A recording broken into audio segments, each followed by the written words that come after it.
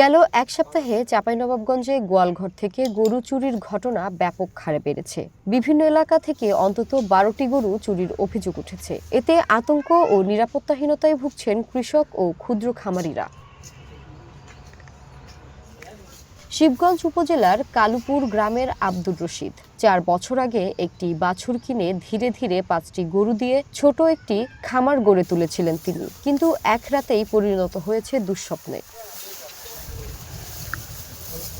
ভুক্তভোগীর অভিযোগ, গেল 3 জানুয়ারি গভীর রাতে খামার থেকে তার সবগুলো গরু চুরি করে সংঘবদ্ধ চক্র। ঘটনার পর বিভিন্ন জায়গায় খোঁজাখুঁজির পরও মেলেনি সন্ধান। 1টার দিকে গরু লেগেছে, দিয়া এখানে গরু নিয়ে যাওয়া স্টেরের কাছে এখনো ঘাটা পড়ে আছে, ঘাটা এখনো পড়ে আছে রাস্তা, ওইখানে স্টেরিং নামে ওখানে গরু তুলে নিয়ে চলে গেছে। গরু আমার বাবা রাত্রে উঠিয়ে রেখেছে গোয়াল ঘরে, গোয়াল ঘর থেকে চড়ে 5টা গরুই নিয়ে চলে গেছে। আমাদের 5টা গরু ছিল, গত শনিবার রাত্রে চুরি হয়ে গেছে। আমরা এখন নিঃস্ব হয়ে গেছি, আমরা এখন অসহায়, বড় অসহায়।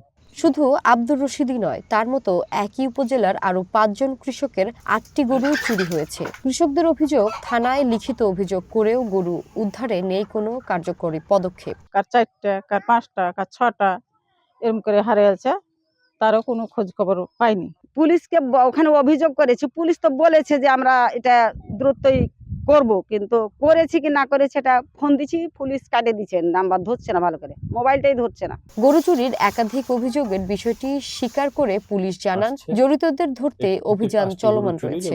আমরা এটা গুরুত্ব সহকারে দেখছি এবং ইতিমধ্যে আমরা আমাদের যারা সাব ইন্সপেক্টর আছে তাদেরকে তদন্তের দায়িত্ব দেওয়া হয়েছে। আমরা শনাক্তের কাছাকাছি চলে গিয়েছি, খুব শীঘ্রই আমরা গরুগুলো উদ্ধার করে ফেলব। শিবগঞ্জ উপজেলায় বারবার গরু চুরির ঘটনায় কৃষক ও খামারিদের জীবিকা রক্ষা এবং চুরি বন্ধে দ্রুত কার্যকর পদক্ষেপ নেওয়ার দাবি এলাকাবাসীর। ভূমি সারথী, ওয়ান ন্যাশনাল ডেস্ক।